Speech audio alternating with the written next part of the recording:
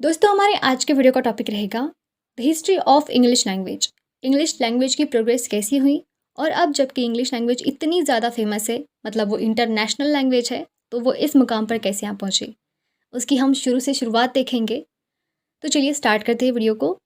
दोस्तों आज से लेकर 1500 साल पहले की बात है जहाँ से इंग्लिश लैंग्वेज की शुरुआत हुई थी।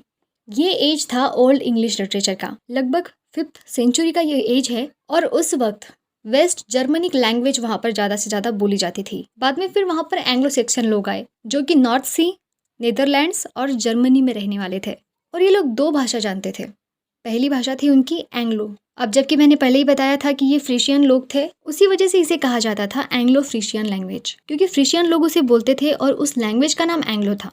अब जबकि ये भाषा ये लोग बोलने लगे थे, तो उसके बाद इन लोगों का जो ग्रुप था उन्हें एंग्लो सेक्शन एक कल्चरल ग्रुप माना गया जो कि इंग्लैंड में रहते थे। इस तरह से नॉर्थ सी या फिर नीदरलैंड या फिर जर्मनी से ये लैंग्वेज आ गई कहाँ पर, लंदन में। ये लोग ज़्यादा से ज़्यादा सफ़र करते थे आइसलैंड और यूरोप की तरफ, और उस वजह से ये भाषा वहाँ तक भी पहुँच गई। फ्रेंड्स, ओल्ड एज में सबसे पहली पोएम मानी जाती है बेवुल्फ नाम की।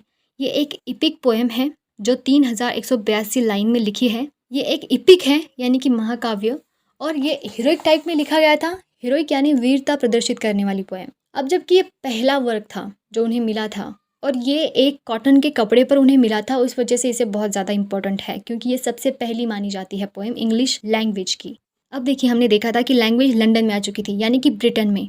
अब मिडल एज में यानी कि 13th सेंचुरी में क्या हुआ, इस ब्रिटेन ने बहुत से राज्य को यानी कि पृथ्वी पर जितने भी शासन थे उन सबको हड़प लिया था, या फिर वहाँ पर उन्होंने राज किया था। उस वजह से क्या हुआ, ये जहाँ भी चले गए उन्होंने अपने साथ इस लैंग्वेज को भी ले गए, तो फिर उनके रूल्स इंग्लिश में ही लिखे जाते थे। उस वजह से चाहो या ना चाहो लोगों को उससे ये मानना ही पड़ता था, जिस वजह से कि दुनिया के सामने एक नई लैंग्वेज रिप्रेजेंट होने लगी। आगे चलकर 16th सेंचुरी और 18th सेंचुरी के पहले ब्रिटिश साम्राज्य इतना बढ़ चुका था कि उन्होंने दुनिया के लगभग 23% राज्य उनके हिस्से में आ चुके थे, यानी कि दुनिया की 23% आबादी पर उन्होंने कब्जा कर लिया था। तो हम इससे अंदाज़ा लगा सकते हैं कि उनके साथ ये लैंग्वेज कहाँ कहाँ पर जा पहुँची। उस वजह से लोगों ने उसे एब्जॉर्व किया, और फिर उस वजह से लोगों ने उसे सीखने की कोशिश की। जैसे कि हमारे इंडिया में राजा राम मोहन रॉय, उन्होंने भी ये लैंग्वेज सबसे पहले सीखी थी। हमारे इंडिया की अगर मैं बात करूँ तो हमारे इंडिया में जो भी इंग्लिश लैंग्वेज जानते थे उनको अलग स्टैंडर्ड में माना जाता था। उस एज में उन्हें बहुत ज़्यादा रेपुटेशन थी, क्योंकि इंग्लिश लैंग्वेज ही बाहर सिखाई जाती थी। इंडिया में इतने सोर्सेस नहीं थे, इंडिया में इंग्लिश लैंग्वेज की इतनी ज़्यादा प्रोग्रेस नहीं थी कि इंग्लिश लैंग्वेज को इंडिया में सिखाया जाए। उस वजह से लोग क्या करते थे, बाहर जाकर सीख के आते थे, और यहाँ पर इम्प्रेशन इतना जमता था कि उन्हें क्या आता है और क्या नहीं। जिससे क्या हुआ, लोगों के मन में इंग्लिश के बारे में एक अलग ही अट्रैक्शन पैदा हो गया, जिस वजह से सभी को इंग्लिश लैंग्वेज पसंद आने लगी। फिर मिडल एज से उसकी प्रोग्रेस होने में ज़्यादा देर नहीं लगी। ये तो हो गई सिर्फ इंडिया की बात। इंडिया में जब सिर्फ इंग्लिश के बारे में अट्रैक्शन था, तब इंडिया के बाहर उनके कॉलेजेस में तब इंग्लिश लैंग्वेज सिखानी शुरू हो चुकी थी। मतलब उनके सिलेबस में, उनके कल्चर में इंग्लिश लैंग्वेज को बहुत ज़्यादा बढ़ावा मिला। क्योंकि देखिए 16th सेंचुरी में जब एलिजाबेथ रानी बनी, क्वीन बनी वहाँ की, तो वहाँ पर उन्होंने इंग्लिश लैंग्वेज को बहुत ज़्यादा इंपॉर्टेंट दिया। मतलब जो राइटर्स थे उनको इनाम दिए जाते थे या फिर प्राइज़ दिए जाते थे। इंग्लिश लैंग्वेज जितने लोगों को आती थी वो इंग्लिश में लिखना शुरू कर चुके थे। और इंग्लिश लैंग्वेज में सबसे ज़्यादा अगर बढ़ावा मिला है तो वो हुई है जोहान्स गुटेनबर्ग द्वारा। उन्होंने क्या किया, प्रिंटिंग प्रेस का आविष्कार किया। जो भी राइटर्स थे वो ज़्यादा से ज़्यादा लिखने लगे। उस वजह से लोगों ने लिखने में कोई कसर नहीं छोड़ी, वो लिखते चले गए, लैंग्वेज उतनी ही ज़्यादा डेवलप होती चली गई। दोस्तों अगर मैं इंग्लिश लैंग्वेज की एकदम शुरुआत की बात करूँ, जहाँ पर एक राइटर थे जिन्होंने इंग्लिश लैंग्वेज को बहुत ज़्यादा आगे लाने की कोशिश की, वो थे हमारे चौसर। जॉफ्री चौसर उनका नाम है। उन्होंने द कैंटरबरी टेल लिखकर इंग्लिश लैंग्वेज में 4 चांद लगवाए, क्योंकि कैंटरबरी टेल इंग्लिश लैंग्वेज के प्रोग्रेस में सबसे ज़्यादा इंपॉर्टेंट वर्क माना जाता है। ये वर्क एक 24 स्टोरीज का कलेक्शन है। मतलब ये छोटी मोटी किताब नहीं होगी, ये बहुत बड़ी किताब थी। मैंने खुद कैंटरबरी टेल का प्रोलॉग मैंने अपलोड किया है, डिस्क्रिप्शन बॉक्स में भी मैं लिंक डाल दूंगी, आप उस वीडियो को देख लेना। शेक्सपियर जैसे फिर राइटर आने लगे, उसके बाद तो फिर इंग्लिश की बस चांदी ही चांदी थी, क्योंकि इन्होंने अंग्रेजी को किसी भी कोने से अनजान नहीं रखा था। अब ये तो हो गई सिर्फ लैंग्वेज की प्रोग्रेस, मतलब लैंग्वेज कैसे लिखी गई। हमने देखा था राइटर्स के बारे में। अब सिर्फ राइटिंग में ही लैंग्वेज नहीं थी, अब लैंग्वेज आने लगी ड्रामा में। ड्रामा में लैंग्वेज कन्वर्ट हो चुकी थी। उस वजह से क्या हुआ, सोर्सेज बढ़ने लगे। अब देखिए, राइटिंग पहले था तो लोग जब जो भी पढ़ते थे वही किताबें पढ़कर इंग्लिश लैंग्वेज को समझ लिया करते थे। अब जो लोग इस लैंग्वेज से अनजान थे उन लोगों के लिए सबसे अच्छा सोर्स क्रिएट हो चुका था जो था ड्रामा। यानी कि क्या हुआ, जो भी राइटर्स लिखते थे उन सभी बातों को, उन सभी कलेक्शन को रिप्रेजेंट करने की शुरुआत कर चुके थे।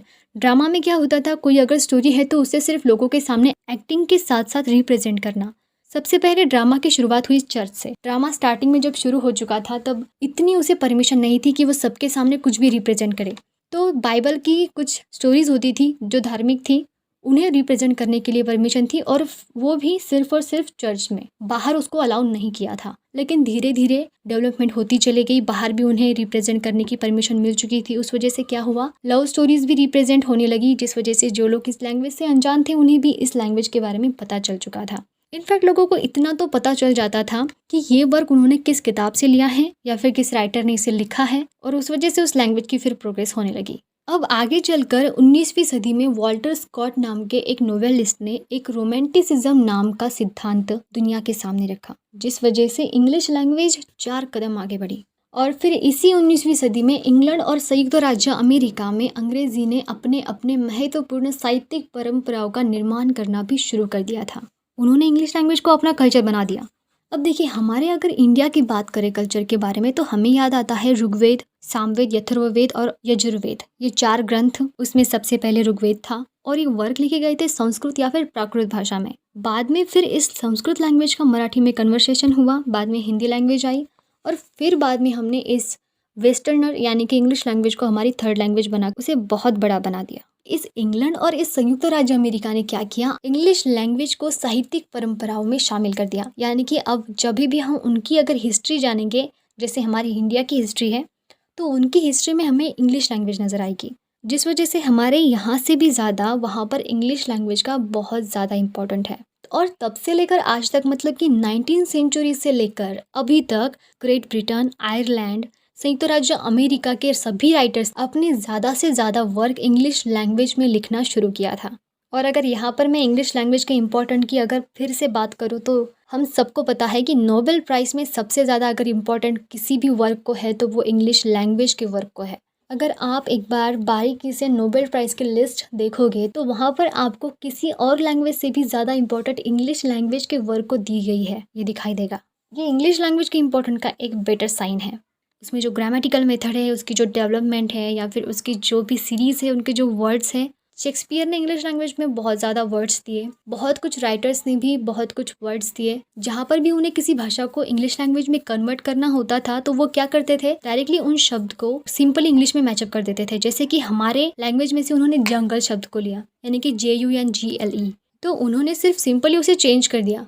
क्योंकि देखिए, हमें जब भी जंगल बोलना पड़ता है तो इंग्लिश में हम हर बार फॉरेस्ट नहीं बोल सकते। उन्होंने पर्टिकुलरली लैंग्वेज को बहुत ही सटीक बनाया, उस वजह से इस लैंग्वेज को बहुत ज़्यादा लाइक करते हैं लोग।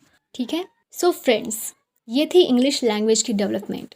लैंग्वेज की प्रोग्रेस तो अभी भी शुरू है और आगे चलकर भी शुरू रहेगी। बहुत लाइक किया जाता है इस लैंग्वेज को, बहुत ज़्यादा माना जाता है इस लैंग्वेज को, क्योंकि ये लैंग्वेज बहुत ही खूबसूरती से डिज़ाइन की गई है। जैसे 1500 साल पहले उसकी शुरुआत हो चुकी थी, तब से लेकर वो शुरू है तो आज भी उसकी डेवलपमेंट होना शुरू ही है। इंटरनेशनल लैंग्वेज है तो ये सभी को पता होनी चाहिए, उस वजह से सभी को इसे इम्पोर्टेंट देना ही पड़ता है। सो फ्रेंड्स, ये थी इंग्लिश लैंग्वेज की हिस्ट्री। आई होप आपको वीडियो अच्छी लगी होगी। अगर सच में अच्छी लगी हो तो प्लीज़ वीडियो को लाइक कर देना। वीडियो कैसी लगी मुझे कमेंट कर ज़रूर बताना, और अगर आप इस चैनल पर नए हो तो प्लीज़ मुझे सब्सक्राइब कर देना, और साथ ही में उस बेल आइकन को प्रेस कर देना, जिस वजह से मुझे आपका बहुत ही ज़्यादा सपोर्ट मिलेगा। आज के वीडियो में बस इतना ही, फिर मिलेंगे नई वीडियो में नए टॉपिक के साथ। तब तक के लिए थैंक्स फॉर वॉचिंग।